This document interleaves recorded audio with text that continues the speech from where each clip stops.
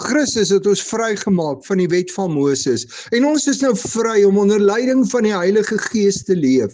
Romeine 7 vers 7 tot 12 vra dan of die wet van Moses sonde is.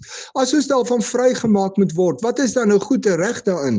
Ons hoor dat as ons nie die wet van Moses gehad het nie, ons nie geweet het wat sonde is nie.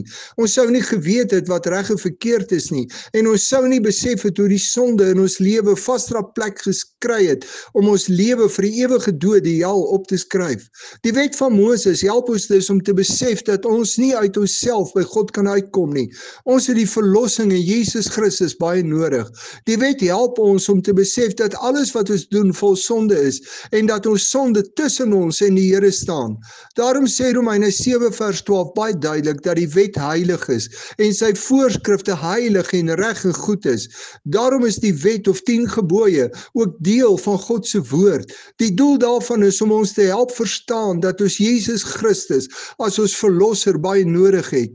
Maar as ek by Christus uitgekom het, het ek nie meer die wet nodig om by hom uit te kom nie. Christus lei my nou deur sy woord en gees. Die wet is bedoel om mense na Christus te lei. Dis nie vir mense wat reeds by hom is en hom volg en dien nie. Verstaan jy dat ons nie sonder die wet van Moses kan wees nie, want dan sal ons nie verstaan van ons sonde nie.